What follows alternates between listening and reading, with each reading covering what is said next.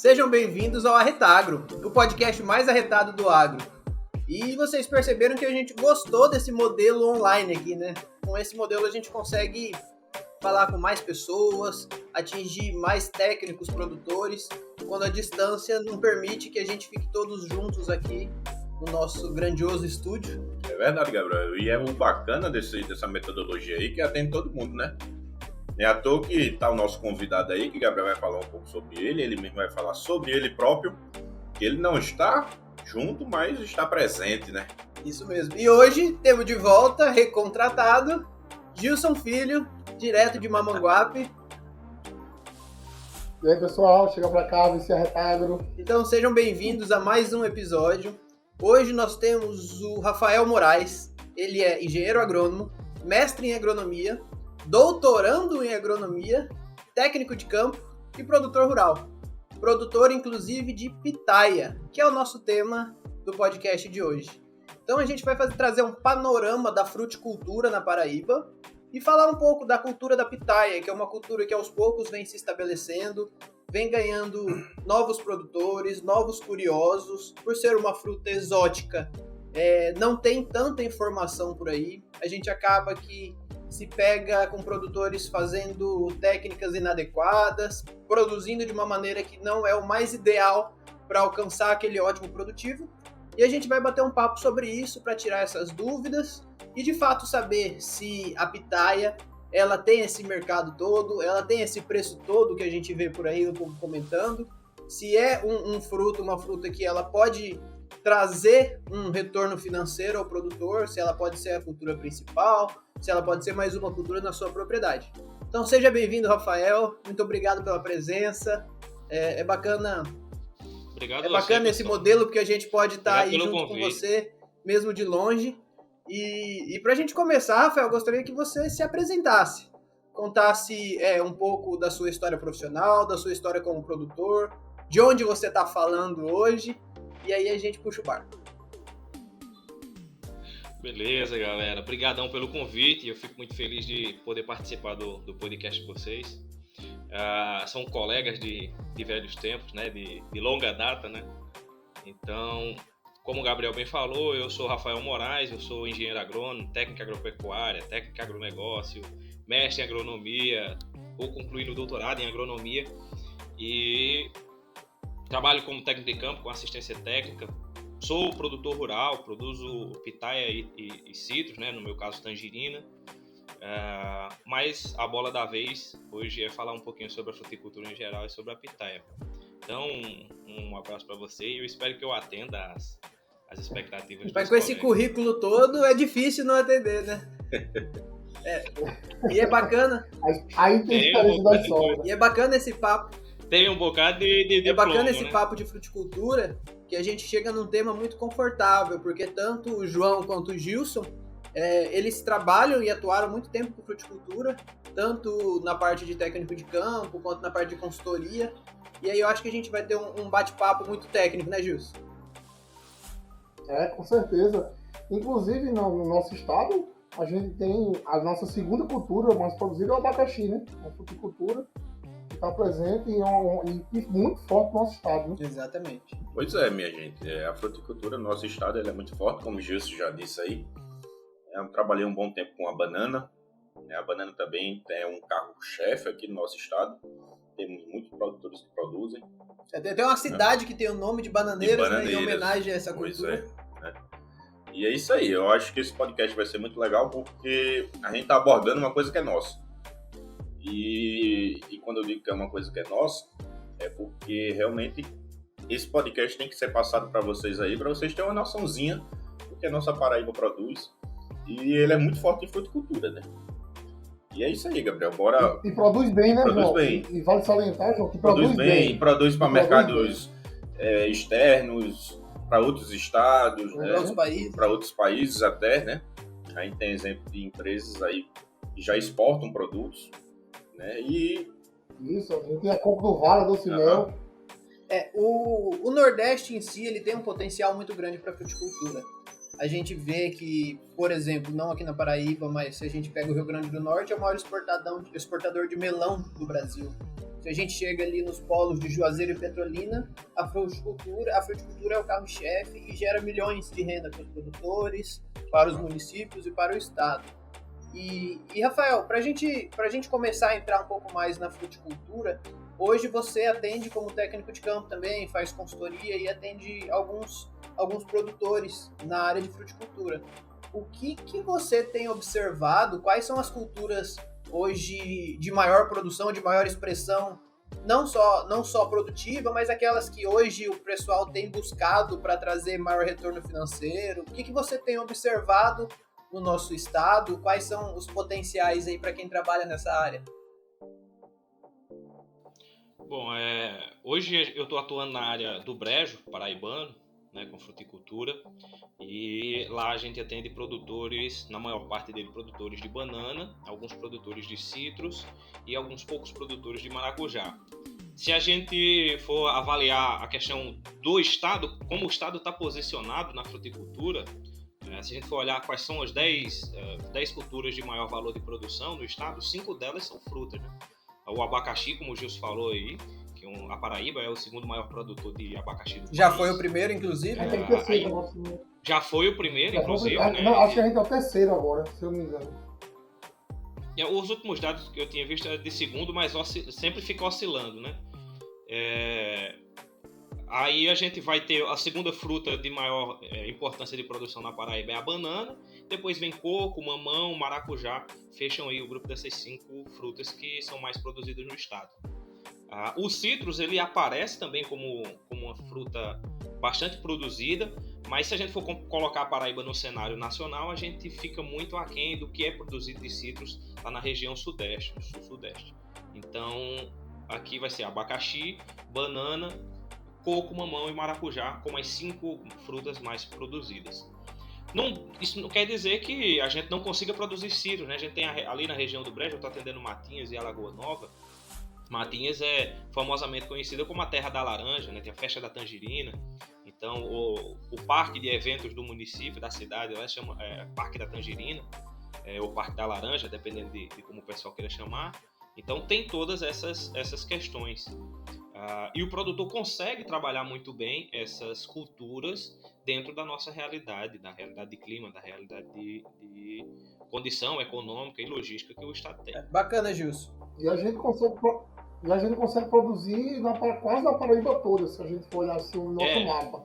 Porque a gente tem do litoral ao sertão, a gente tem produções, né?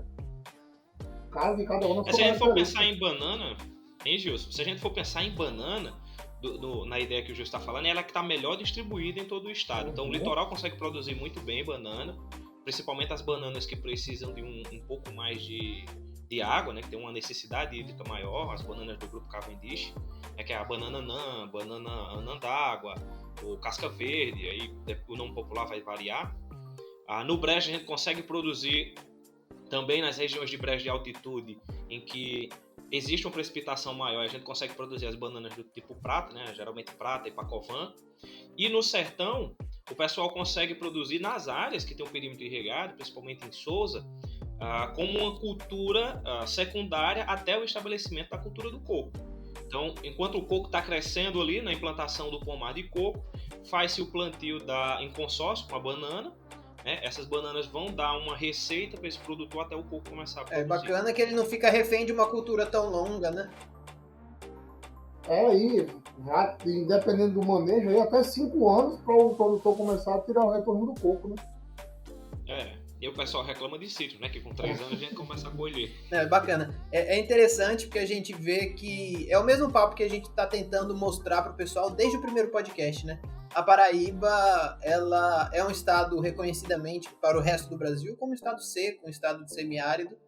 E a gente produz, assim, em qualidade e em quantidade tem crescido muito. A gente vê que as pessoas têm investido cada vez mais em culturas, em variedades, em espécies mais adaptadas para a nossa região, né?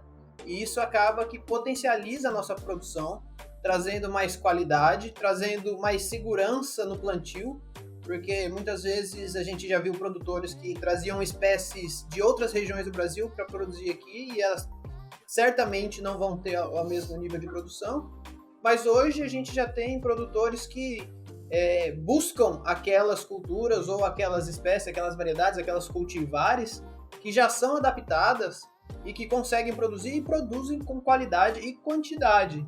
Então, o que as frutas, as plantas em geral precisam, a gente tem de sobra aqui, que é o sol, né?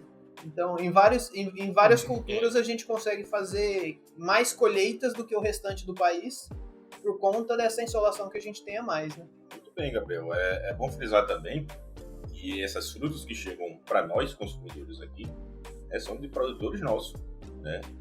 Muitos produtores estão disponibilizando em supermercados e tudo mais. O que é bom realmente vai para a exportação. E esse nosso produto, essa nossa fruta que consumida no dia a dia, consumida no dia a dia, geralmente é nosso produtor. É um produtor que tem essa visão, tem essa vivência. E estamos aí, viu? É a fruticultura muito forte aqui na Paraíba, apesar de poucos estar sabendo aí, mas nós temos um ranking, nós temos uma produtividade com qualidade, que provavelmente essa fruta que vai para sua mesa, que vai para sua fruteira, geralmente vem de um produtor nosso. Eu acho que é até mesmo pela a forma de comercialização, né, João? Que a maioria dos produtores, uma das questões locais, a questão do estado, é que a maioria dos produtores de frutas vão comercializar suas frutas nas feiras livres, e é onde ele tem o contato mais direto aí com o consumidor. E o consumidor, né, o mercado é quem dita o que é que vai ser cultivado e qual a qualidade que ele quer.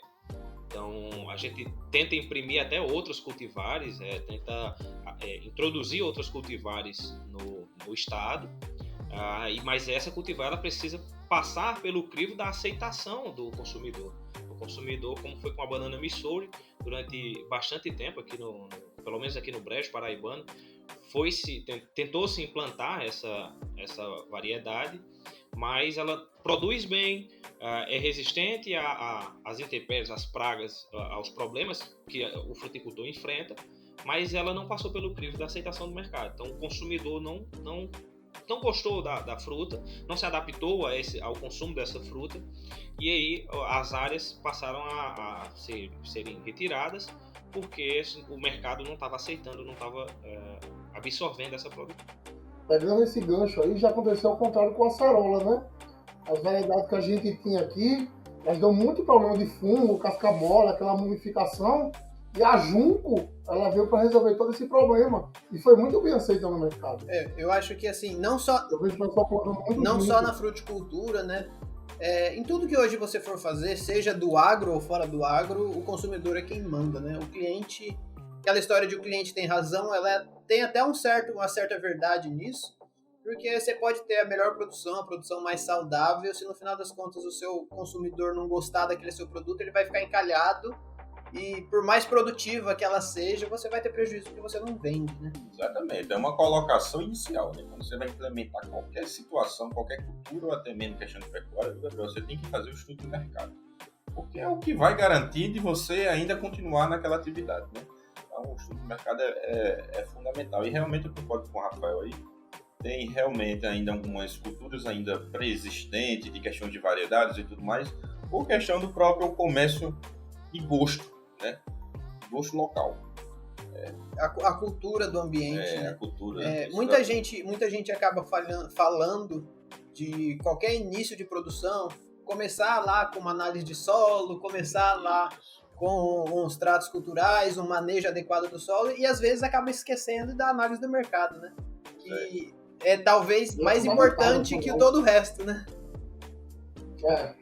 E onde eu fico até curioso... Eu sempre digo aos meus produtores... Fala, Gilson. Eu sempre digo isso aos meus produtores. O seu vizinho pode ter a melhor laranja do mundo, mas se você quiser plantar aquela mesma laranja e não tiver o escoamento que ele tem, não vai adiantar nada você estar plantando aquela laranja.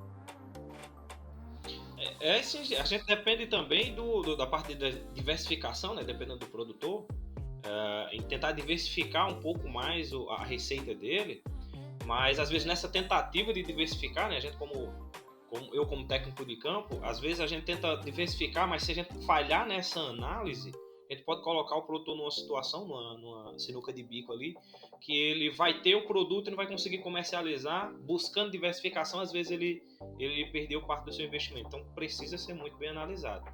Existem alguns casos, né, de sucesso, por exemplo, com a adição da banana, a casca verde ou banana nã, que é a do grupo Cavendish, aqui na região do Brejo Paraibano.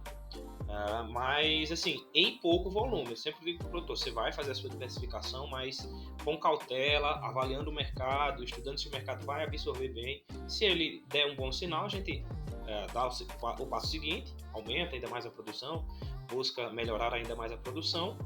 Mas se não, a gente mantém, porque a gente precisa produzir bem, mas a gente também precisa vender bem. É muito legal isso aí, Rafael, essa colocação sua, porque realmente é o que existe. E é bem observado isso. Às vezes tem uma variedade até que se desempenha até melhores resultados, Gabriel e Gilson, mas por conta dessa questão de gosto de comércio, né, tem um certo, vamos dizer assim, um certo preconceito de produzir ela. Mas como o Gabriel disse, ou como o Rafael disse, aos passos, aos poucos, o consumidor em si vai pegando gosto, né? É claro, e você vê exemplos, igual o Rafael falou, mas quando a gente tem grandes produtores e acabam trazendo variedades novas, a gente tem um exemplo aqui muito grande, que talvez um dos maiores produtores de fruta no estado é a Doce Mel. Eles começaram a trazer variedades importadas, né? Aproveitando a volta de exportação, que eles mandavam frutos para fora, eles começaram a trazer frutos exóticos, frutos que a gente não tinha condições de produzir aqui. E esses frutos hoje são aceitos, então teve um trabalho de marketing em cima, claro, mas aos poucos eles foram ganhando mercado, e a tendência natural é que cada vez mais os consumidores se abram para experimentar coisas novas. Então, aos poucos a gente vai tendo a capacidade dessa inserção no mercado, claro que pouco a pouco, claro que vendo a realidade de cada região. A realidade de quem compra num supermercado na capital é diferente de uma realidade de quem compra numa banca de feira no interior, mas aos poucos a gente vai mostrando também possibilidades para esse consumidor. E Gilson falou uma coisa legal no começo, que geograficamente a gente produz no estado todo. Então, claro que algumas culturas elas são mais estabelecidas no litoral, nos perímetros irrigados. Nós temos um grande perímetro irrigado em Sousa e São Gonçalo, que é o maior do estado, mas nós temos a possibilidade agora de novos perímetros irrigados também, com o Canal das Vertentes, né, o canal Acauã-Araçagi, que é uma obra suplementar da transposição, que, se eu não me engano, ela vai possibilitar aí uma área de 16 mil hectares irrigados entre Acauã e Araçagi, e a tendência é que a fruticultura ganhe cada vez mais espaço. Mas não só de fruticulturas irrigadas a gente está falando, né? Então, se a gente pega o cariri, o seridó, o curimataú, nós temos frutas que são tradicionalmente produzidas já e que têm um comércio muito forte, principalmente nas épocas de produção, que são espécies mais nativas ou trazidas para cá, manejadas de forma muito mais de... não de plantio, mas de... Não de plantio, mas de extração vegetal mesmo. Uhum. Por exemplo, o umbu. Então, o umbu, por muito tempo, ele foi escanteado como cultura. E até pouco tempo ele nem podia ser exportado, porque ele não era reconhecido internacionalmente como fruta. Uma fruta legal, Gabriel, aqui, mesmo no nosso litoral aqui, nosso litoral é a mangaba. A mangaba não chegou ainda a emplacar, para ter realmente um processo de aceitação. A própria siriguela, a pitomba, são frutos que localmente elas são muito consumidas. Todo mundo que vende, toda barraquinha de beira de estrada que vende pitomba, siriguela, ela vende tudinho que tem. Mas é uma fruta que ainda não tem um potencial de exportação, principalmente as esponjas, né, que a gente não tem um tratamento pós-colheita ainda que adapta ela para ter uma vida de prateleira mais longa. Mas nós temos assim um comércio muito pujante, que com um pouco mais de pesquisa, com um pouco mais de incentivo para o produtor, a gente vai chegar lá também. E tem uma fruta muito interessante que Gil estava até me mandando um áudio, uma danada de uma pitaia. Rapaz, essa pitaia tá chegando por aqui. Na verdade, ela chegou em todo o Brasil, né? Será Que ela vai emplacar ou não vai, minha gente? Mas, coincidentemente, nós temos o Rafael aqui, que também é produtor de pitaia e que vai dividir com a gente um pouco sobre essa planta que se adaptou muito bem na nossa área, né, Rafael? Ela se adaptou muito bem na região semiárida, no nosso estado. Realmente, igual o João falou, tem no Brasil todo já, mas assim, ela tem surgido cada vez mais como uma oportunidade para pequenos produtores, até pelo seu alto valor agregado. E aí, Rafael, a nossa curiosidade também de hoje é exatamente isso. E a pitaia? Como funciona esse mercado hoje? Como que eu posso plantar a pitaia? Vale a pena eu produzir? Dá um panorama rápido pra gente antes da gente entrar na parte mais técnica, assim. Como é que tá essa pitaia, né? Cara, a pitaia, eu vou comentar um pouquinho, pegando o gancho que vocês deram. Já foi contaminado pelo gancho. Já foi todo frutas, contaminado. né? É o bordão do Foi podcast. contaminado pelo gancho. Então, assim, parafraseando o Gilson, pegando esse gancho, a gente tem muitas frutas que não são exploradas como elas poderiam ser. O pessoal, vocês comentaram aí sobre siriguela, sobre pitomba, a jaca, que não é nativa, mas que é muito comercializada também nessas barraquinhas de beira de estrada, na feira livre.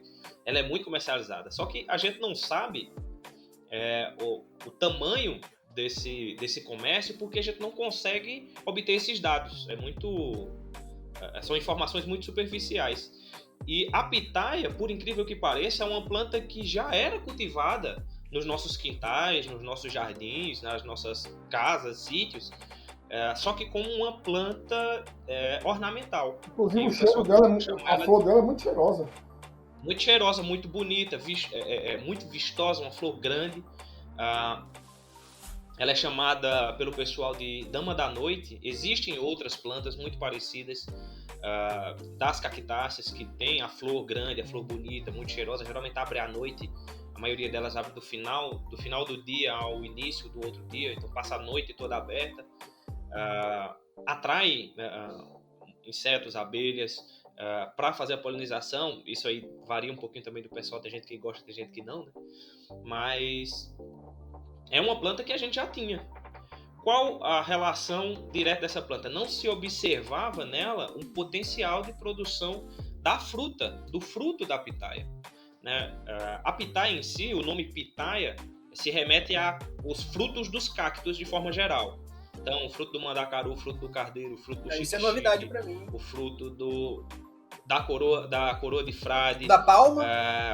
Em algumas literaturas vai chamar todos os frutos de cactos como pitaia. E aí a gente tem trabalhado nos últimos anos, tem visto os pesquisadores trabalhado nos últimos anos para essa nomenclatura ficar para as pitaias, como nós conhecemos, as espécies do gênero Selenicereus e Irlocereus. Então, o que a gente vai falar depois é a característica de cada fruta, tem várias frutas diferentes. Mas é uma fruta que tem boa aceitação no mercado. Óbvio que tem alguns cuidados de produção que a gente precisa ter para não espantar o consumidor, porque até algum momento o manejo de produção ele é relativamente fácil, mas a pouca oferta desse fruto faz com que ele tenha um preço elevado. E se o consumidor prova esse fruto e ele não gostar desse fruto, pagando um preço elevado pela fruta, ele não vai consumir novamente. Então a gente tem que ter um pouquinho de cuidado com relação a isso. Mas é uma planta que produz muito bem, ela está muito bem adaptada às nossas condições, sendo bem conduzida, um fruto com qualidade. Óbvio, quase todos os frutos com qualidade vão ser bem aceitos, mas um fruto com qualidade ele vai haver recorrência do consumo. Existem muitos estudos que falam sobre os benefícios, né, do consumo dessa fruta. A gente tem ela sendo produzida desde a região sul do Brasil até a região norte. Se a gente for pensar de forma global, ela vai desde a região sul da Argentina até o norte do México ali sendo produzida. Então, é uma planta que consegue ser produzida em áreas, em uma grande quantidade de territórios aí que a gente tem em todo o território nacional. Se a gente for deixar, Rafael vai contar tudo da pitaia sem a gente fazer pergunta. Viu? Não, mas é muito bom. É muito bom que a gente tá falando com alguém que domina o assunto, né? Isso é muito legal. Rafael, a gente conheceu, não sei se Gabriel aqui, mas pelo menos eu, a gente conheceu muito pitaia aqui em João Pessoa, na capital, não nas aceiterias, né? Servindo como sorvete, como um mix que você... Com creme, né? Acho creme que foi de o nosso pitaia. primeiro contato. Correto. E ainda hoje, atualmente, ainda acredito que a pitaia ainda é uma fruta exótica. É uma fruta, até porque, até concordo com vocês aí, é uma fruta que não é barata, é cara, pelo menos para nós aqui, que vamos para o supermercado e tudo mais.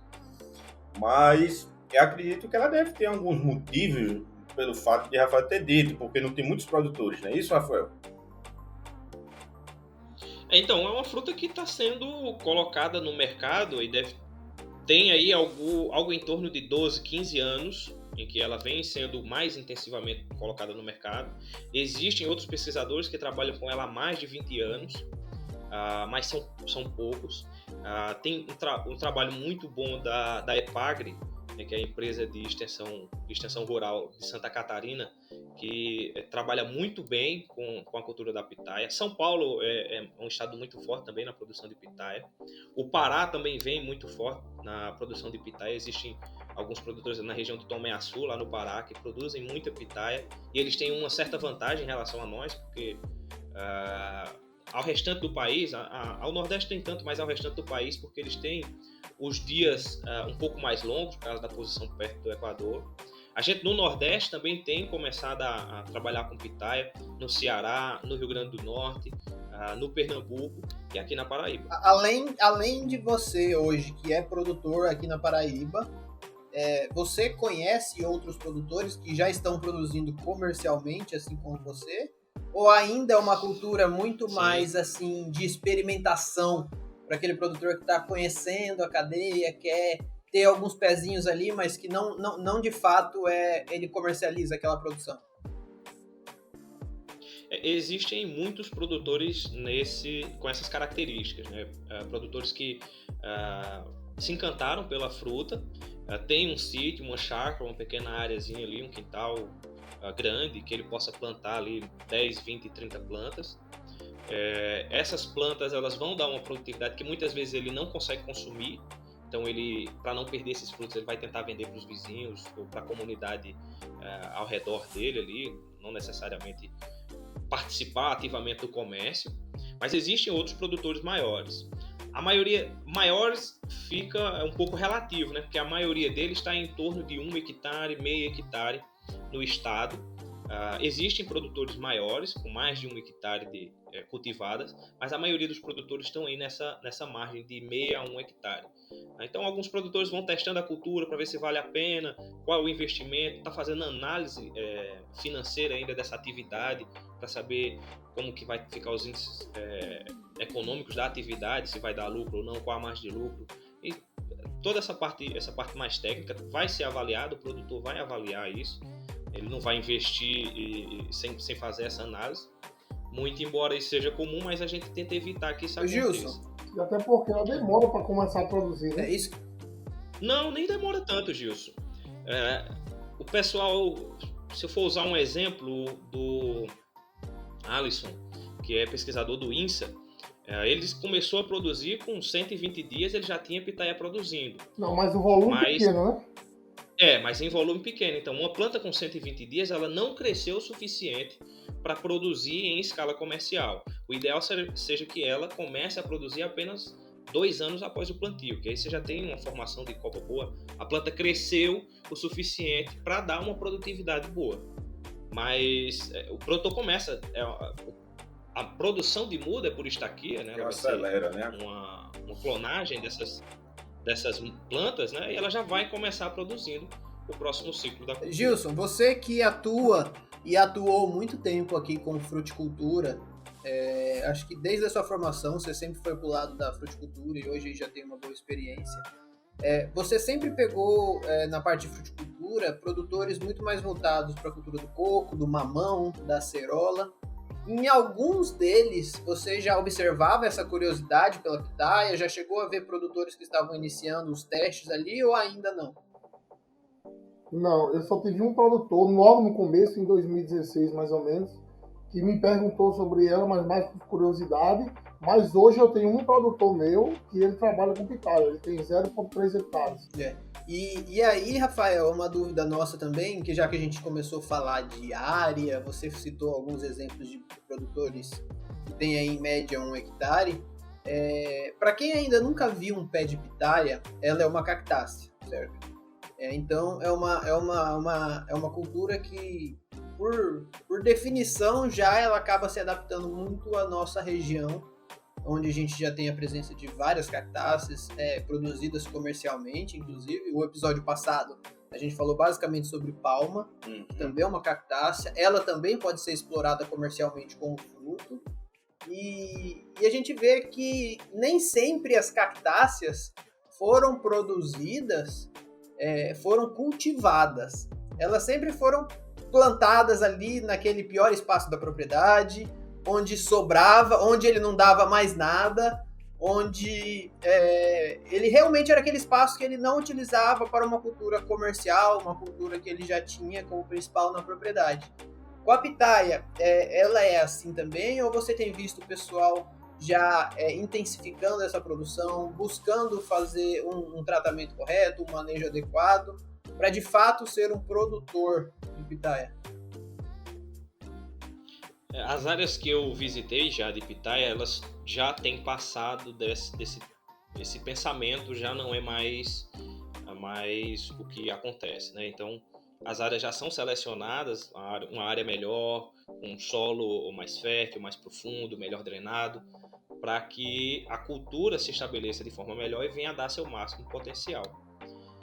Como você falou, a pitaia que a gente, quem não conhece, uma planta de pitaia, ela é um cacto epífito, ele cresce se ramificando, subindo por outras plantas ou outras estruturas. Você não vai ver a pitaia crescendo no chão como a palma. Você pode até ver ela crescendo no chão como a palma, mas ela não vai produzir tão bem. Então ela precisa crescer sobre alguma estrutura, seja um tutor vivo, seja uma estaca, seja uma estaca de madeira ou estaca de concreto, alguma estrutura para levantar ela. Os cuidados com a cultura, né, com a escolha do local, eles são os mesmos utilizados para o plantio de qualquer outra frutífera. Então, precisa de uma boa seleção da área, escolher bem qual é a área que vai ser utilizada. É óbvio que a gente vai encontrar algumas dificuldades dependendo da propriedade, o produtor vai usar aquilo que tem, mas não é com aquele pensamento que a gente tinha antes da palma, que se plantava a palma no último lugar, no pior lugar que tiver da propriedade. Se pensar dessa forma, a pitaia, por mais que seja um cacto, ela não consegue produzir tão bem se ela estiver sofrendo muito. Há exemplo... É isso, pegando esse gancho que eu ia falar. A pitaia ela deixou de ser uma cultura e, vamos dizer assim, esquecida, né, como vocês falaram, e se tornou muito produtiva, e principalmente com alguns cuidados que eu vejo aí que o pessoal tem. Esse meu produtor mesmo, eu não conhecia muita cultura, eu conversei com ele, e ele me mostrou que são muitos detalhes, né, isso, Rafael, que tem nela, e esses detalhes que faz toda a diferença lá, como a poda, como a questão da limpa. Ele faz, eu não posso arrancar esse mato que está aqui com enxada, eu tenho que só dar um roçado, porque a raiz é muito superficial.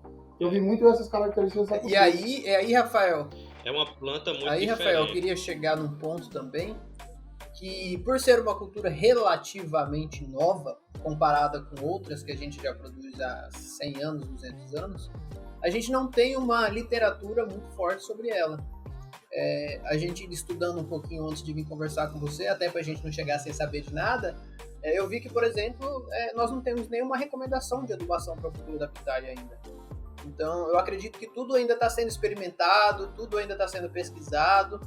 Então, hoje, para quem está querendo começar a produzir pitaia, o que ele precisa saber, assim, quais são as características básicas e mínimas que ele precisa ter para começar a implantar um pomar de pitaia?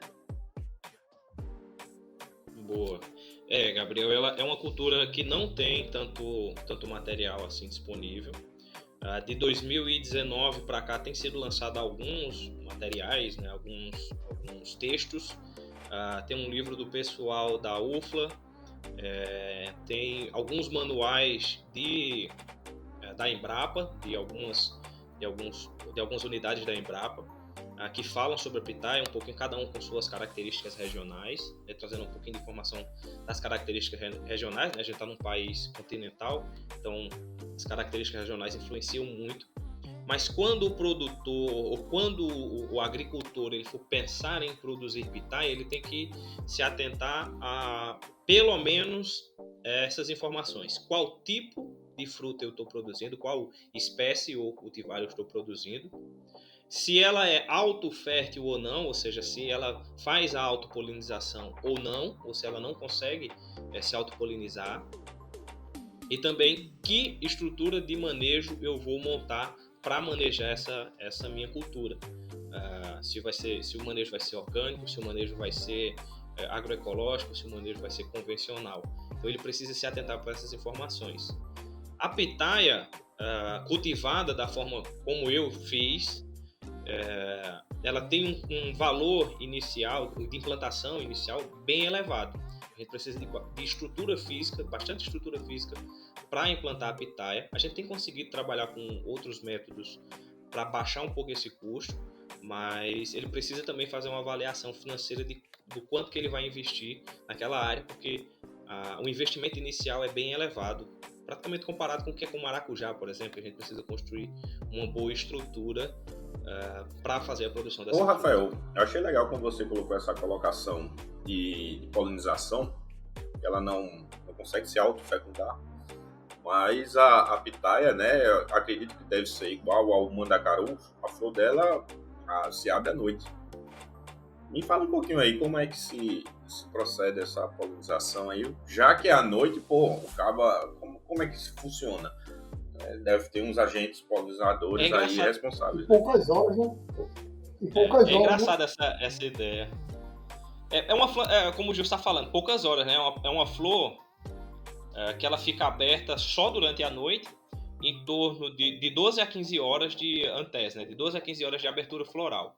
Então, se ela abriu uma noite e você não polinizou, perdeu aquela flor, porque ela não vai mais abrir, ela não vai continuar aberta. Então, no caso, pode continuar. Não, no caso, eu ia perguntar se era igual o que acontece bastante, e que acontece nos cultivos de maracujá. A polinização é manual. No caso, pode ser feito. Em alguns casos precisam, né? Mas tem algumas cultivares também que ela tem essa capacidade de polinização entre ela. De se autopolinizar. O que assim, pra gente começar a falar sobre polinização, eu vou falar um pouquinho primeiro sobre os tipos de pitaia. Então, a gente tem alguns tipos de pitaia, para ficar fácil para o público, a gente vai ter pitaia da casca vermelha e da polpa branca, a gente vai ter pitaia da casca vermelha e da polpa vermelha, ou rosa, ou roxa, como quiser falar. A gente vai ter pitaia da casca amarela e polpa branca, e vai ter outras pitaias que são da casca amarela e polpa branca, mas que tinham espinho na casca. Esse espinho, óbvio, não vai para o mercado, mas que tinha um espinho na casca é um tipo diferente de pitaia. Então, a gente vai ter as pitaias do grupo do gênero Hylocereus, que são essas que não tem espinho, tem aquela bráctea. O pessoal chama até a pitaia de fruta do dragão. Que parece essas escamas, né? Porque aquelas escamas, parece as escamas do dragão. E a outra pitaia, a gente tem muita pitaia, a pitaia amarela de espinho, o pessoal chama de pitaia colombiana ou paloura do Equador, são alguns materiais de pitaia. A baby do cerrado, que é uma pitaia nativa do Brasil, é uma pitaia vermelha, de casca vermelha e polpa branca, só que tem vários espinhos nessa casca.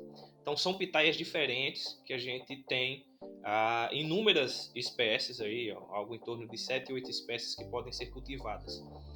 Nesse sentido, pode haver a polinização cruzada entre essas espécies. Então, o ideal seria que o produtor tivesse pelo menos 2 dessas espécies ou cultivares plantadas na sua área para que haja a polinização cruzada. Na minha área, hoje, eu tenho, na área que tem um plantio comercial, eu tenho uma área com coleção e a área com plantio comercial feita em tutor vivo. No plantio comercial, eu fiz a separação dessas cultivares por linha. Então, cada linha de cultivo é com uma cultivar diferente. Então, eu vou ter a pitaia vermelha de polpa vermelha numa linha, a pitaia pink em outra linha e a pitaia vermelha de polpa branca em outra linha. Qual o detalhe nessa relação? alguns materiais, né, então alguns clones da pitaia branca, vermelha de polpa branca, eles são autofértil e outros não. Quando eu falei que a pitaia é muito cultivada como uma planta de jardim, você via ela formando flor, mas não via fruto, porque é uma pitaia que não é autofértil. O cara só tem uma planta, ela floresce, o fruto não vinga, não poliniza, ele não vai pegar, então aquela planta nunca formou fruto. Já outros materiais, se você colocar outros materiais próximos, vai haver a polinização cruzada e aí vai haver a formação do fruto. Então esse plantio de vários materiais intercalados facilita esse cruzamento de pólen. Quanto à polinização em si, aí ela pode ocorrer de forma natural, pelo vento, ou por o agente polinizador, que pode ser a abelha. Na literatura está como morcego, como o principal polinizador natural da pitaia. Mas o pessoal da UFC, né, na Universidade Federal do Ceará, fizeram um trabalho com observação dos visitantes florais e não viram o morcego visitando a flor da pitaia. Então, o morcego pode até ser o polinizador em outros países. Aqui no Brasil, pelo menos no estudo do pessoal do Ceará, ele ainda não é. Então, a abelha, a Apis mellifera, visita a flor da pitaia e faz um pouco dessa polinização. O arapuá também visita, mas depende muito da incidência desse inseto, porque ele pode ser visto como um polinizador, mas também pode ser visto como uma praga. E quando a gente fala de uma polinização mecânica, uma polinização manual, onde o produtor vai lá e tem que fazer esse processo todo, ele é fácil de ser feito, ele é possível, ele é viável? Ou, de fato, o mais aconselhável é você ter outras variedades ali que possam fazer esse cruzamento? Mas se ele, por acaso, plantou uma variedade só, que é uma dessas que não faz autopolinização, é possível ele fazer essa polinização, por exemplo, igual a gente vê em outras culturas, que ele pega ali um pincelzinho ou um outro instrumento e faça essa polinização? É possível fazer a polinização artificial, sim. Eu faço ainda polinização artificial, embora seja uma prática que a gente esteja tentando diminuir o máximo possível. Por que a gente vai diminuir o máximo possível? Porque ela vai onerar o custo de produção dessa cultura. Então, como vai ser feita essa polinização artificial? A gente coleta o pólen de algumas flores de cultivares diferentes, geralmente faz um misto desse pólen, mistura esse pólen de vários materiais diferentes, várias cultivares diferentes, e começa a aplicar na região feminina da planta para fazer essa polinização. Com a polinização artificial, geralmente os frutos têm um maior tamanho, tem mais sementes, então ele vai ter um maior tamanho. Em alguns estudos indicam que os frutos têm um sabor maior, um grau Brix maior. Se a gente for usar alguns números aqui, eu já colhi frutos em torno de 600, 700 gramas. E na mesma planta, flores que não foram polinizadas artificialmente, eu colhi frutos de 350, 300 gramas. Então aí tem uma perda aí de mais ou menos metade do peso desses frutos. Tem alguma variedade que você indica esse cruzamento? De preferência, você tem uma vermelha de polpa branca e uma vermelha de polpa vermelha para fazer esse cruzamento. Seria o ideal. Mas desde que você tenha dois materiais genéticos diferentes, você já consegue fazer essa polinização. É o problema que eu enfrento hoje com a Pink, que é uma pitaia vermelha de polpa vermelha, muito bem aceita no mercado, porque ela é bem doce. É até o fruto que eu forneço para o pessoal fazer o creme de pitaia, né? Ele ficou melhor, o creme de pitaia é produzido com essa cultivar, com esse tipo de fruto. Só que ele tem esse inconveniente, é uma planta que não se poliniza, não se autopoliniza. Então, eu preciso de flor de um outro cultivar, geralmente da branca, da de polpa branca, para fazer a polinização nessa pitaia Pink. Essa semana, por exemplo, a gente já encerrou a safra de pitaia esse ano. Eu já não tenho mais produção de pitaia esse ano. Mas com as chuvas dos últimos dias, a pitaia Pink deu um surto de floração, deu um pulso de floração. E eu não consigo formar nenhum fruto porque eu não tenho nenhuma flor de outro cultivar para fazer essa polinização. Então eu vou perder essa florada. Muito legal essa sua colocação, até porque eu não achava que precisaria de ter outras variedades juntas para ocorrer essa polinização cruzada e tudo mais. Porque até porque, se a gente olhar no mercado, eu acho que a aceitação maior estão naquelas pitaia que tem a polpa pink, né? Como você mesmo citou, as roxas, né? E tudo mais. Pelo menos é o que nós vemos mais. Pelo menos elas são mais atrativas para quem nunca comeu, né? São bonitas até mesmo para fazer a ornamentação do prato e tudo mais, né? Agora, vamos trabalhar mais uma questão mais de prática, mesmo no loco. Você falou de questões do aripuá, que pode estar ocasionando até mesmo sendo uma praga. Me diz aí, como se existem doenças, se é uma cultura tranquila. Me fala um pouquinho aí sobre as questões de pragas e doenças da pitaia. Se tem uma colocação aí para uma pessoa que pretende, quem sabe, futuramente estar plantando e já ficar ciente dos problemas que pode estar enfrentando aí. Todo produtor, quando ele vai fazer a implantação de uma área, precisa ficar atento a essas questões de pragas e doenças, né? Eu costumo dizer, quando estou conversando com o produtor, que você está plantando a comida da praga. Então ela vai lá, não tem essa. Você fez uma área com plantio, um monocultivo só de pitaia. Você não quer que a praga vá lá? Isso é conversa, ela vai. Algumas coisas, alguns detalhes que acontecem bastante com a pitaia. O aripuá, arapuá, abelha cachorro, isso depende de região aí, como se chama, Trigona spinix, né? É muita ciência. Ela vai atacar a pitaia, ataca tudo que você imaginar, exceto raiz, o resto ela ataca e fora o aripuá. Tem mais, mas deixa eu dar uma pincelada no aripuá. Eu tô percebendo que o aripuá causou muita dor de cabeça em você, o aripuá. Muita dor de cabeça, um bocado. Então, olha só.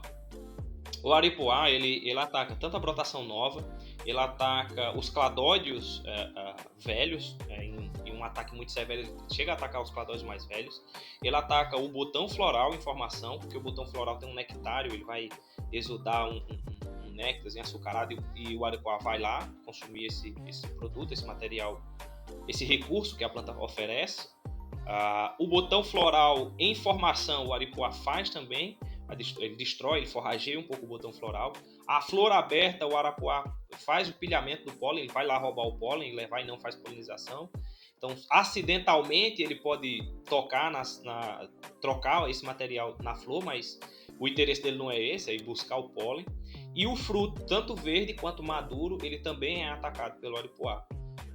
Em casos menos severos, ele vai causar um dano visual, né, superficial, que diminui a qualidade da imagem da fruta, né? Mas em danos mais severos, ele consegue furar a casca e chegar até a polpa, aí a gente perde o fruto.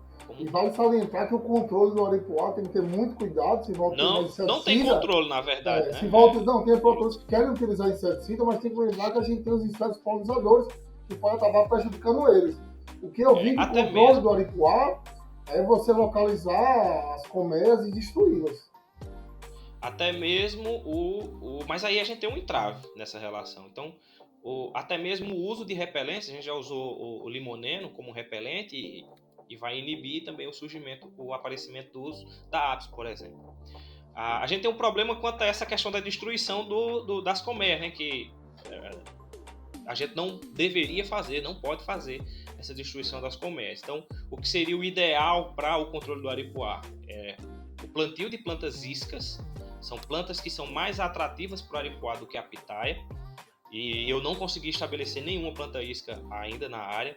O pessoal já falou de banana como planta isca, de centrocema como planta isca. Eu esqueci agora o nome, tem uma outra da flor amarela também que me falhou a memória. Mas várias plantas iscas. Algumas armadilhas podem ser feitas, mas também não é indicado que seja trabalhado. E também o ensacamento dos frutos pode ser feito. Só que a gente sabe que todas essas práticas vão onerar bastante a produção. Se a gente for falar de outras práticas, né, puxando o que o João falou, de outras pragas, na verdade, a gente vai ter cupim, formiga atacando também a pitaia. A formiga vai atacar por fora, né, você consegue ver rapidamente, porque ela vai começar a forragear ali os brotos jovens. E o cupim ele vai atacar a planta por dentro, porque ele vai por dentro do solo e ele começa a atacar o lenho central, o cilindro central, aquela madeirinha que fica dentro do cladódio ali da pitaia. E quando você vier notar que a pitaia está murcha, com sintoma de déficit hídrico, ele já comeu a planta quase toda, né? Quanto a doenças, a gente vai ter algumas podridões. Ataque de Fusarium e Phytophthora na raiz, já aconteceu comigo muitas vezes, porque tem Fusarium na minha área, e algumas podridões, algumas bacterioses que podem acontecer, mas que uma limpeza rápida da área que foi atingida, e a aplicação de calda bordaleza, na maioria das vezes. Rafael, você falou, e o que me chamou a atenção foi a questão do cupim. E você falou também que lá no começo você faz o tutoramento dela com um tutoramento natural, né, com outras plantas, outras espécies de plantas. A pitaia é uma espécie perene, correto? Então a gente tem que tomar cuidado quando for fazer esse tutoramento para achar outras espécies que elas sejam também perenes ou que vivam o tanto quanto a gente precisa dessa pitaia. E de outra forma também eu estava vendo alguns estudos falando de estacas de madeira, onde a gente tem uma dificuldade que talvez uma estaca de madeira naquela condição onde a própria pitaia esteja, que acaba retendo um pouco mais de umidade, a gente acaba tendo uma podridão desses tutores, um ataque de cupim nos tutores e não necessariamente na pitaia, e que vai prejudicar toda a produção também. Então, fala um pouco pra gente desse tutoramento, o que você indica hoje para quem quer começar um plantio. De fato, a gente tem visto aí o pessoal investir em até estacas de concreto, que são um pouco mais resistentes. Como funciona?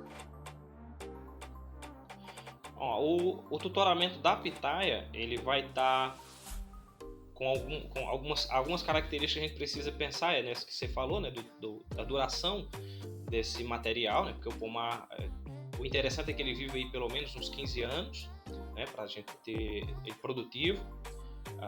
Aqui na região da Paraíba a gente vai encontrar muito forte as estacas de sabiá como a principal material para a produção desses tutores. A gente pode usar o eucalipto tratado também, mas geralmente essas madeiras vão estar com uma vida útil de 10 anos, então não chega aos 15 que a gente almeja. Pode ocorrer sim essa questão, se a gente vai estar adubando, vai estar colocando matéria orgânica, água ali no entorno daquele tutor, ele vai haver essa podridão e esse tutor ele pode tombar. E uma planta adulta, depois de tombada, você praticamente perde a planta, que você tem que eliminar ela e refazer o plantio. Rafa, nesse tutoramento, Rafael, o lado da palma, né, tem que ser colocado, tem que ser aquele lado liso, né? E tem alguns detalhes que você pode colocar, ela vai ter 3 lados, e o lado que tiver mais plano, vai em contato com o tutor, porque dali provavelmente vão sair as raízes adventícias que vão sair do tutor. Mas na maioria dos casos você vai ter que amarrar. Tem que amarrar ela. Onde eu queria chegar dentro da parte do tutor. Essa fixação independente é melhor na madeira ou no concreto, ou tanto faz? Não, pelo que eu vi, tanto faz. Ela vai se fixar bem tanto na madeira quanto no concreto. E se fixa bem também no tutor vivo. Pode parecer que não, mas ela se fixa bem. Quando você fala de tutor vivo, o que você está falando? Quais são as espécies, por exemplo, a que você usa aí, quais o pessoal tem utilizado? Uma planta. Quando a gente fala de tutor vivo, eu estou falando de uma planta viva que vai servir como o suporte para a pitaia crescer e se estruturar em cima dela, né, formar a sua copa, usando ela como estrutura de sustentação. Se a gente for pensar nos tutores mortos, né, digamos assim, na estaca já cortada ou na estaca de concreto, eles vão ter um valor muito elevado de aquisição, né, de investimento. Aí eu estou trabalhando hoje com gliricídia como tutor vivo, e existem trabalhos mais da Bahia para o sul do país com moringa. A moringa não se adaptou bem aqui no Brejo Paraibano, minha área fica ali em Lagoa de Roça, próximo a Campina Grande. A moringa não se adaptou bem à região, a gliricídia se adaptou melhor. Então eu utilizo a gliricídia. Como é que eu faço o plantio? Eu já tiro a estaca da gliricídia já no tamanho ideal para o tutoramento da pitaia, que é alguma coisa em torno de 1,80 m. A gente faz o aterro de 30 centímetros, fica 1,5 m dessa estaca.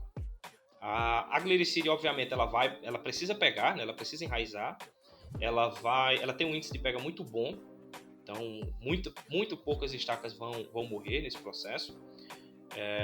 Então, ela vai brotar e a gente precisa fazer podas constantes. O que parece ruim, para o produtor, que ele vai aumentar um pouquinho do custo da mão de obra dele, mas que no final é bom porque a gente faz uma ciclagem de nutriente melhor. A raiz da glericida ela vai ser mais profunda, vai buscar o nutriente lá embaixo, leva ele para a parte aérea, a gente, quando for fazer a poda, faz a incorporação daquele material. E se você tem uma criação de qualquer ruminantes, né, você pode usar essa poda aérea como ração pode animal. Usar também. Pode usar Eu também. tenho duas colocações aí para falar. Primeiro, do tutor de madeira, que o Gabriel frisou e vocês estão falando aí.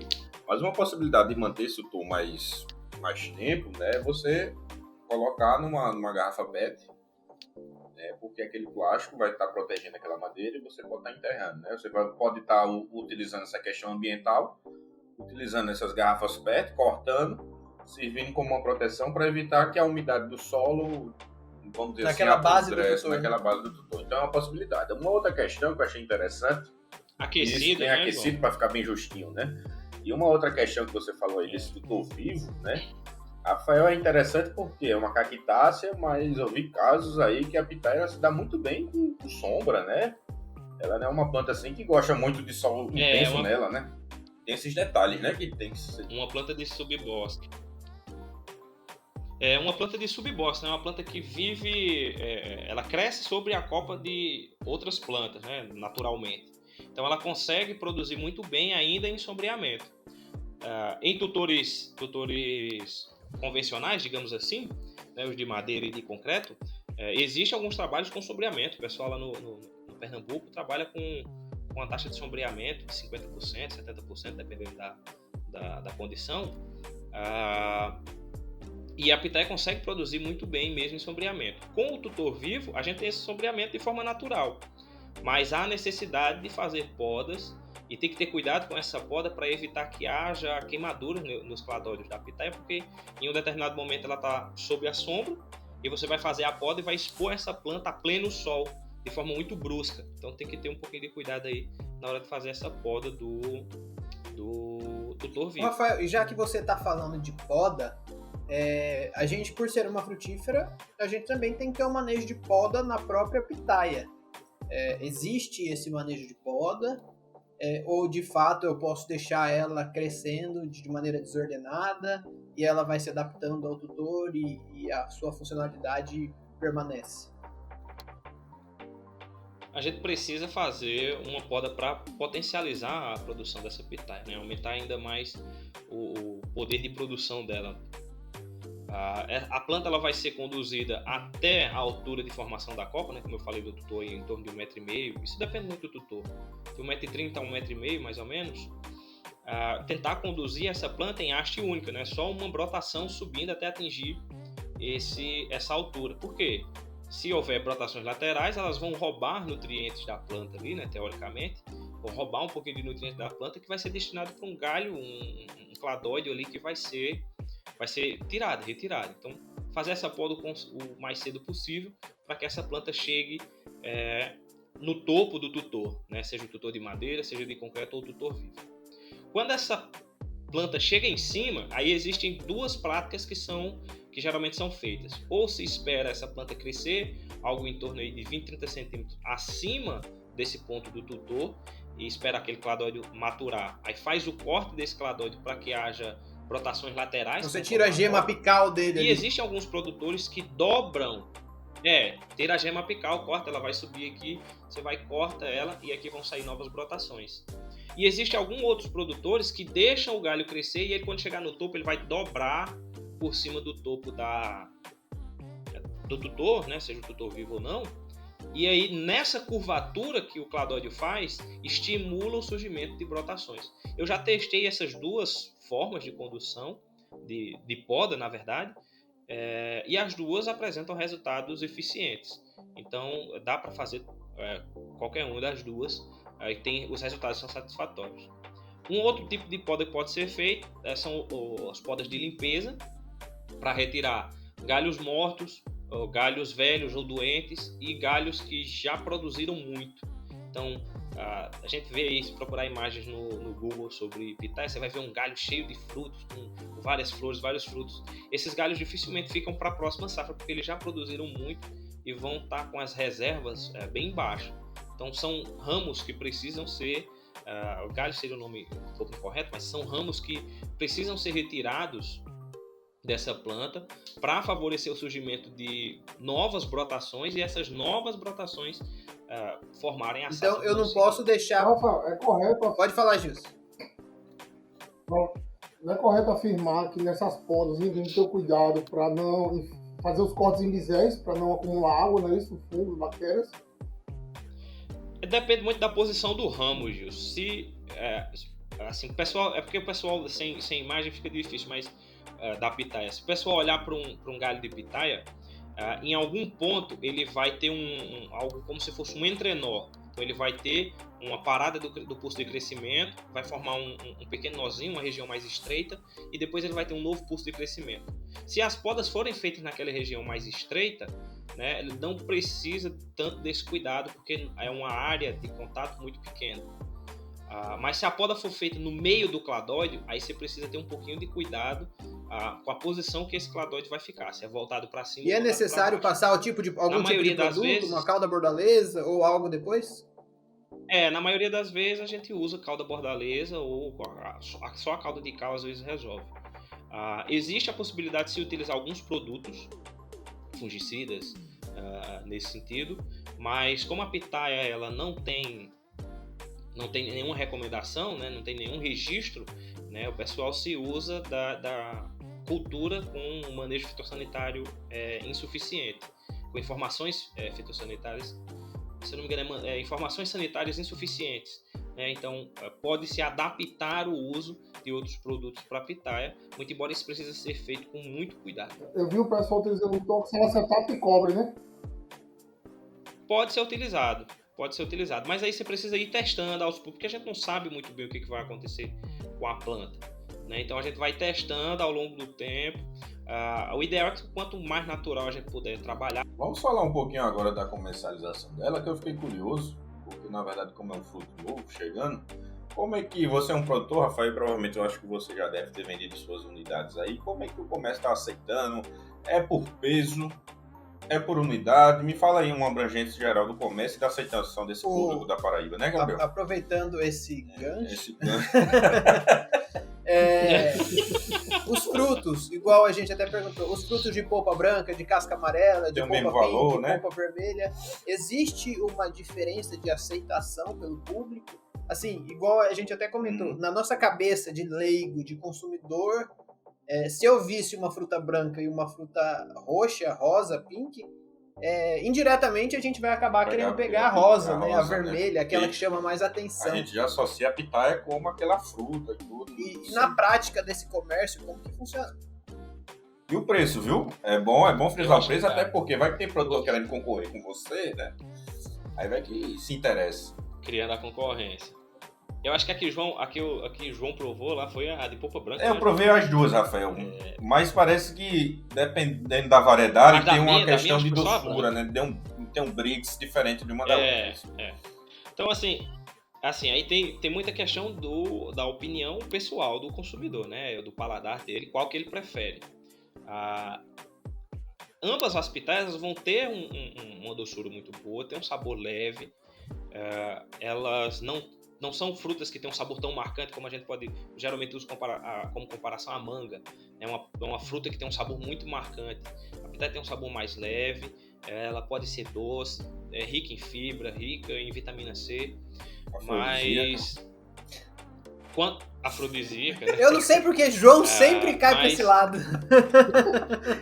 Isso é Giz que me pede, rapaz. Isso é Giz que fala direto. Ô, Rafael, aumenta essa produção aí que já tem um cliente aqui. Vai, Rafael, fala aí. Aí, assim, a pitaia, eu consigo comercializar os dois tipos. Existem alguns consumidores que têm preferência pela de polpa vermelha e outros que têm preferência pela de polpa branca. Isso vai muito consumidor a consumidor. A pitaia de polpa branca, se a gente for pensar no mercado, ela tem um pouquinho de entrave porque você praticamente vai usar ela só in natura. A de polpa vermelha você consegue industrializar porque a cor já está imbuída nela, né? Ela já tem a sua pigmentação natural para o sorvete. Eu não preciso adicionar corantes, ela já vai com a cor da fruta, né? as pitaias estão sendo comercializadas para o consumidor final entre valores entre 20 e 30, 35 reais o quilo, tá? Para o produtor, ele deve estar saindo na faixa aí de 8 a 12 reais o quilo, saindo da propriedade, e nos centros de distribuição, alguma faixa intermediária entre esses valores. Aí, isso depende muito de época do ano, depende de pico de produção, depende da região em que está sendo inserida, mas aqui para o nosso cenário está mais ou menos... Houve uma época que teve um boom da pitaia, né? Você via reportagens em todos os telejornais, os jornais Globo Repórter da vida, falando de produção de pitaias, de preços aí acima de 80, 90 reais o quilo. Eu já tive a oportunidade. Aquela pitaia amarela de espinho que eu falei, ela chega a mais de 100 reais o quilo. A paloura do Equador chega a mais de 100 reais o quilo. Eu tive a oportunidade uma vez de visitar o Mercadão de São Paulo, que é uma referência em venda de frutas, mas é uma referência de venda de frutos caros, porque ali é tudo fora da realidade. Os caras tentam vender pra mim graviola lá, falando que eu nunca vi graviola na vida. Rapaz, graviola que a gente tem de monte. E então é uma supervalorização, mas que também trouxe muito marketing pra fruta, né? Verdade. E eu já vi casos, viu? Não, Eu já vi casos, viu, Gabriel? E usa até a própria pitaia, não sei se o Rafael sabe, mas em si, pra cosmético e tudo. Hoje em dia, se a gente for olhar na questão de industrialização, não é só a fruta in natura. Eu acho que para nós aqui da Paraíba está sendo comercializada para a questão in natura, obviamente. Mas você vê... Tem bebidas alcoólicas também, João. Bebidas alcoólicas. Bebidas alcoólicas, vinho, champanhe. Vinho, cerveja. Então eu acredito que é um futuro aí, né, Rafael? Eu acho que é uma cultura promissora e tem potencial, né? Tem mercado, a gente tem bastante mercado. Vem atendendo ao longo do tempo. Esse primeiro momento, a gente está construindo o mercado para a pitaia, então a gente precisa divulgar mais, fazer o que a gente chama fazer a promoção do consumo dessa fruta. Então tem muita gente que não conhece, tem muita gente que já comprou por curiosidade e às vezes provou uma fruta que foi mal manejada, aí ele encontra o que o pessoal chama de a pitaia com gosto de gelo, que não tem gosto de nada. Então, assim, a gente tenta desmistificar essa questão. Então, porque a pitaia é um fruto não climatérico, ou seja, ele não amadurece depois de colhido. Então, eu tenho que colher ela no melhor ponto de maturação para que chegue uma fruta gostosa, com um sabor doce, atraente para o consumidor lá no Rafael, supermercado. Você que fez essa colocação e me surgiu até uma curiosidade, vai o consumidor lá no supermercado, tem algumas características assim de você identificar que se aquela pitaia tá doce, se é uma pitaia boa para consumo, tem alguma coisa assim desse tipo que você pode estar falando aí?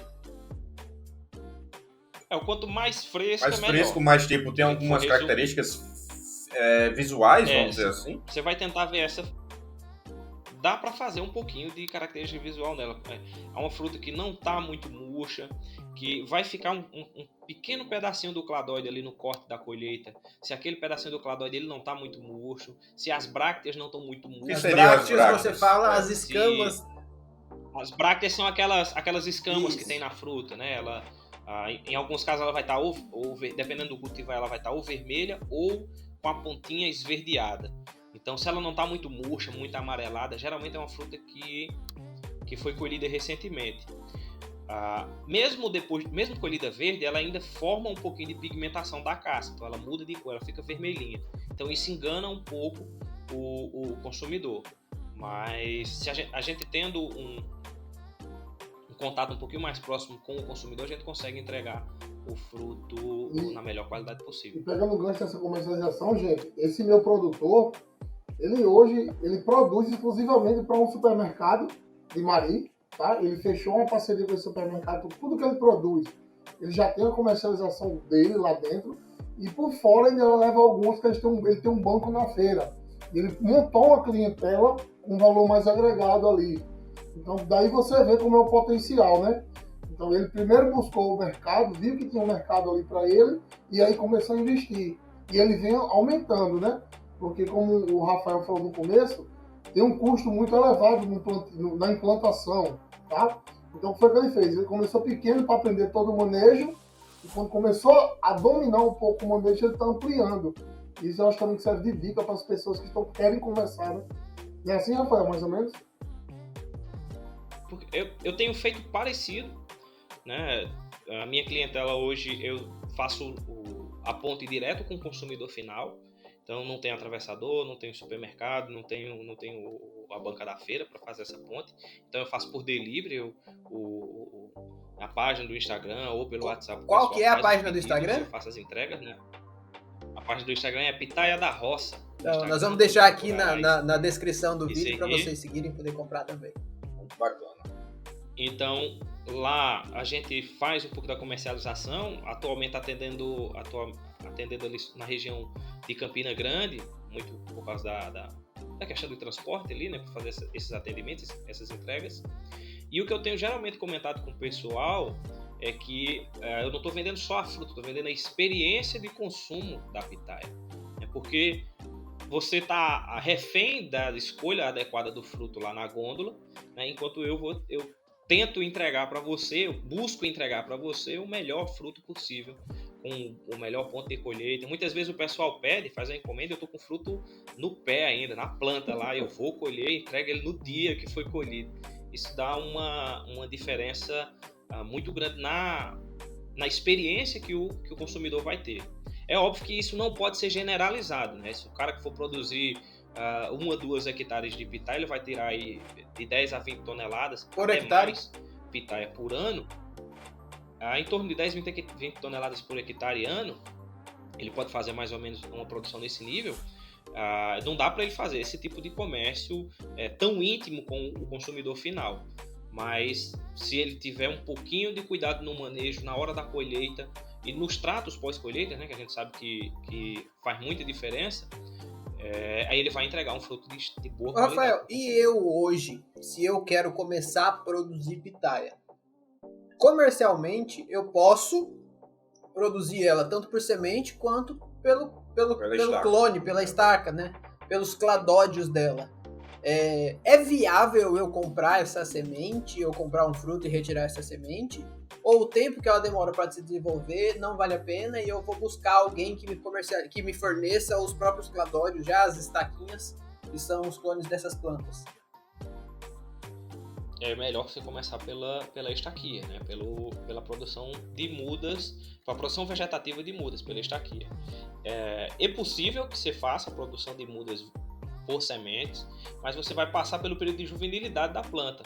Então, as literaturas não tem um número muito exato em relação a isso, mas pode variar até 7, 10 anos o período de juvenilidade. Você já começa atrasado então, aí 5 anos no comercialmente não vale a pena. Eu ouvi falar, viu, Gabriel? Hoje a pitaia, ela dura bastante, né, Rafael? Ela consegue estar produzindo aí com seus 30 anos, né? Tá produzindo, né? Consegue produzir bem, né? A gente isso espera é que ela produza isso pelo é um menos diferencial, né, Rafael? Nas frutíferas gerais. Ser viável. Bem manejada, ela consegue produzir durante bastante tempo. Então, o que é interessante? É coletar estacas, né, ou comprar, ou colher, ou coletar as estacas de plantas já produtivas. Né, e aí a gente faz a seleção das melhores plantas que produzem mais, que são autoférteis, que são mais resistentes. Pode ser feito o preparo dessa muda como convencionalmente, o saquinho com o enraizamento dessa muda e leva essa muda já enraizada para o campo. E em algumas áreas que tem problemas, principalmente com fungo de solo, é mais interessante fazer o enraizamento já em loco, já no local definitivo, que é como eu tenho feito ultimamente. Eu tenho problema com fungo no solo da minha área, e aí eu faço esse enraizamento já no local definitivo. Rafael, e tu também vende as mudas? O pessoal que está escutando aqui, que tem interesse, se quiser adquirir muda, se você vende, se conhece alguém que vende. Cuidado para não vender muda de mandacaru, viu, Rafael? Muda também. Não, aí vai pitaia com qualidade da é só entrar lá no Instagram Pitaia da Roça e falar com você. Rafael. Eu olhando a cabeça de Gilson, não parece uma pitaia, assim, né?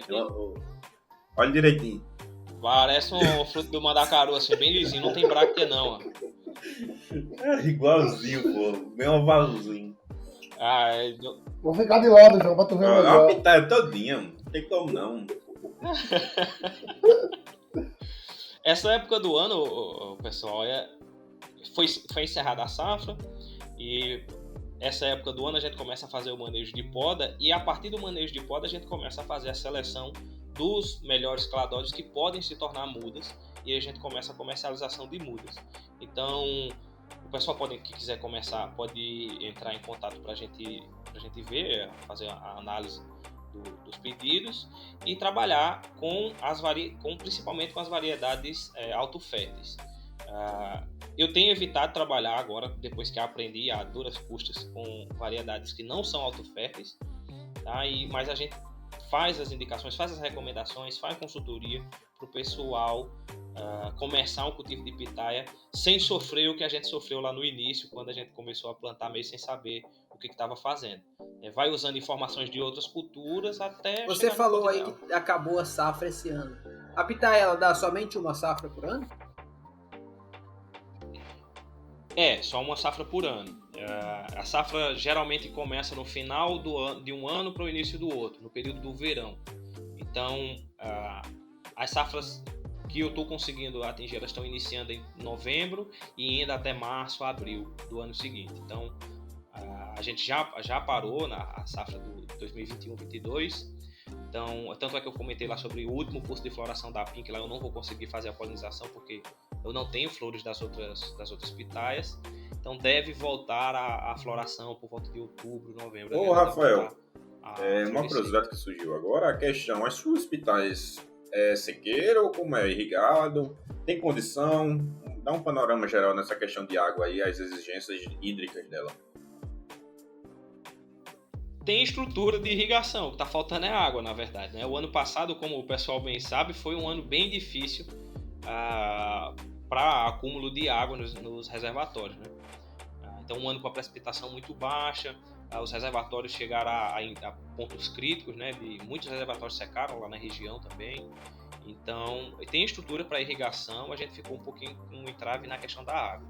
Quando a gente fala de pitaia como um cacto, que acha que ele vai produzir como um mandacaru lá, você olhar bem para o mandacaru, enquanto não chover, ele não floresce. Ele só floresce depois dos primeiros chuvas. Tem aquela música, né? Não vou cantar não. Florar na serra. É o sinal que a chuva chega no sertão. Então, no caso, a pitaia... a gente, como cantor, é melhor fazer podcast. É verdade, né? Já tá uma música de fundo aí, já. É nesse sentido, João. É mais ou menos usando essa informação que você tem aí, que a pitaia também vai funcionar, né? Que a planta vai responder ao ambiente. Então, ela vai emitir bons pulsos de floração. Não é só um, são vários pulsos de floração durante o período produtivo. Pode chegar a mais de 20. Mas precisa de água para que haja a indução desse Então, vamos dizer assim que essa produtividade anual ela pode ser diminuída se tiver uma irrigação, vamos dizer assim. Ela pode ser melhorada se tiver irrigação, né? Porque a gente começa...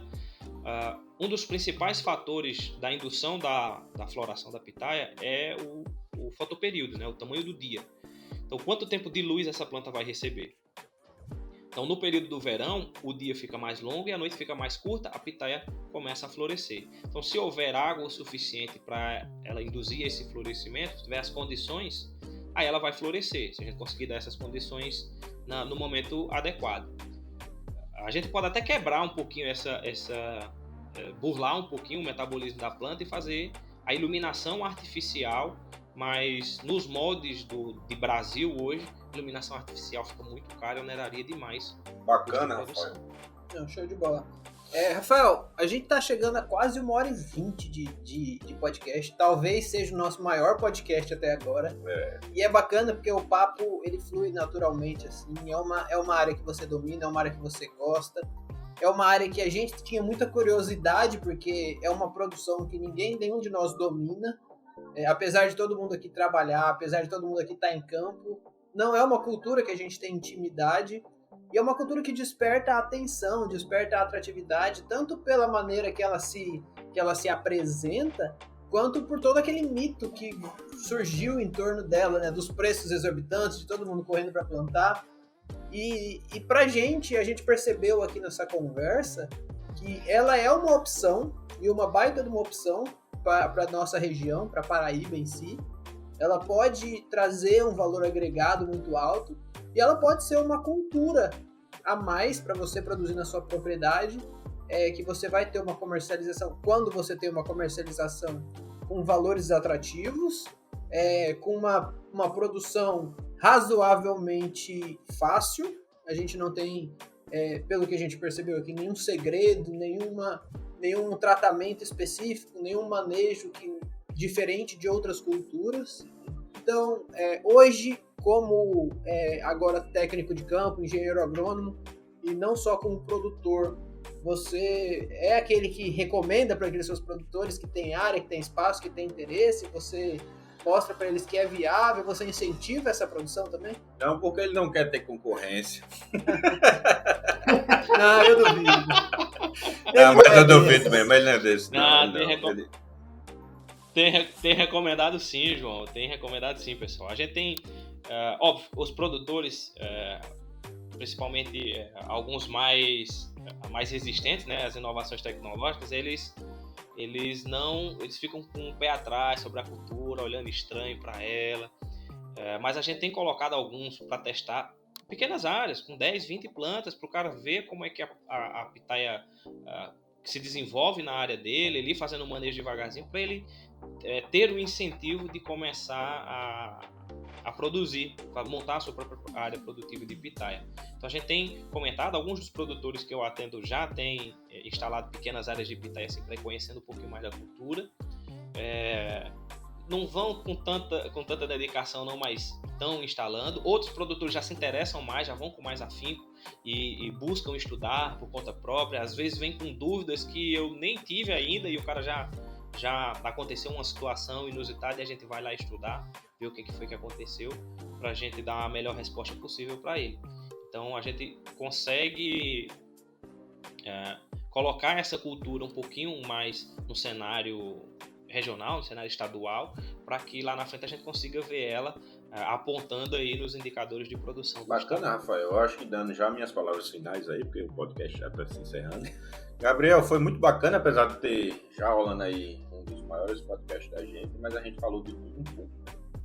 E sanou muitas dúvidas, sanou muitas curiosidades. Eu digo que a pitaia é como se fosse a palma forrageira, né? Antigamente a palma não era meio que banalizada. Qualquer coisa, assiste o nosso último podcast, que retrata bem essas histórias que eu estou comentando aqui. E hoje em dia a palma já é considerada como uma cultura nobre, né? Então eu acredito, Rafael, que a pitaia também vai chegar a esse tempo, né? Precisa mais chegar ao consumidor, chegar ao público, os benefícios que ela traz. E a gente sabe, se você colocar na literatura ou em qualquer meio de internet aí, você vai ver que a questão nutricional dela, enfim, ela tem N fatores muito bons. O uso dela em natura, na culinária, nas bebidas. Exatamente, Gabriel. Então é uma questão que é só de tempo e eu acho que esse podcast quebrou, não quebrou, mas abriu muita mente para você, produtor, que pretende, né? Eu falo para você, Gilson. Pelo que eu... Gilson não, João. E Gilson também que tá lá. Gilson tá dormindo já tomando quase uma garrafa inteira de uísque nesse podcast, porque ele não tá aqui pra gente cuidar dele. Pelo que a gente procurou antes de gravar esse podcast, até pra gente ter uma noção do que perguntar, eu acho que talvez essa vai ser a maior aula de pitaia disponível no YouTube. Verdade. Então, aqueles que não se inscreveram aqui ainda, se inscrevam no nosso canal. O Rafael também tem um canal no YouTube falando muito sobre pitaia, né, Rafael? Conta pra gente como que as pessoas fazem para aprender um pouco mais. Então, querendo um pouco mais de informação, a gente também tem o canal no YouTube. O nome do canal é Manual da Roça, tá? Para fala muito sobre pitaia, mas também fala sobre outras culturas, outras frutíferas e outras culturas que a gente tem trabalhado, tem um pouco de experiência e vai mostrando o dia a dia, né, da lavoura, o dia a dia da propriedade rural, né, de forma mais íntima, mais com contato com a terra. Então o pessoal que quiser também se inscrever e assistir os vídeos que estão lá, sintam-se convidados para prestigiar o trabalho lá do Eu já sou fã, viu? E é verdade, tanto é verdade que logo o João já apareceu. Logo a gente vai gravar aí com você. A gente, igual você falou, a gente já tem um relacionamento muito bacana, somos amigos desde a época de faculdade. É bacana como a gente vê todo mundo aqui hoje evoluindo nas suas carreiras, tanto como produtor, quanto engenheiro agrônomo, como técnico. E é isso que a gente quer trazer. A gente quer trazer um pouco de informação, um pouco de conhecimento, de uma forma muito leve, de uma forma descontraída, de uma forma onde a gente pode tomar uma cerveja, tomar um uísque, conversar potoca, mas que tenha um conhecimento que seja agregado e que o produtor, que o estudante, que o técnico, ele possa agregar tudo isso e trazer um pouco para a sua realidade. Então, Gilson, aí de Mamanguape, como estão as coisas? O que eu tenho para dizer, pessoal, gente, é que assim, muita gente não provou pitaia ainda. Eu acho que o que vai quebrar mais um mito e aumentar essa comercialização é as pessoas provarem o fruto. E quem provou, o Gilson, não conheceu essa parte técnica, né? Não conhece. Acha que é um frutinho ali e tal. E assim... Então, assim, E assim, eu quero aproveitar a fala do Gilson. Puxa um gancho dele. Atrapalhando. Que ele gosta de fazer isso mesmo. Puxar o gancho do Gilson aqui. Ele gosta de cortar assim as conversas e puxa um A fala gancho. do Gilson assim, ó. Você vai provar a pitaia, a primeira experiência, se ela não for uma boa experiência, não desista da cultura, não desista dessa fruta. Tá? Ela é uma fruta muito boa. Se você teve uma primeira experiência com uma pitaia ruim, é uma fruta cara que não tem gosto de nada, eu não gostei, não entrou no meu paladar. Tenta experimentar uma fruta um pouco mais fresca, ou de um produtor, de um agricultor familiar, de alguém que esteja um pouco mais em contato, não seja uma produção tão industrial, né, numa agricultura tão industrial, porque a gente consegue te dar uma qualidade um pouquinho melhor dessa fruta para você ter essa experiência. Assim, para a gente não ter erros com produtores que fazem o manejo errado e entregam a fruta com a qualidade um pouquinho abaixo. Muito bem. Gilson? Vai encerrar, Gilson?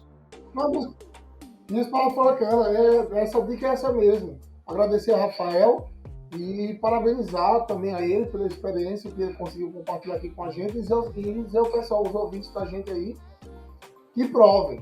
O mais importante é provar e para saber o quanto é gostosa essa fruta. Não, eu achei muito bacana como eu havia dado. E é isso aí, galera.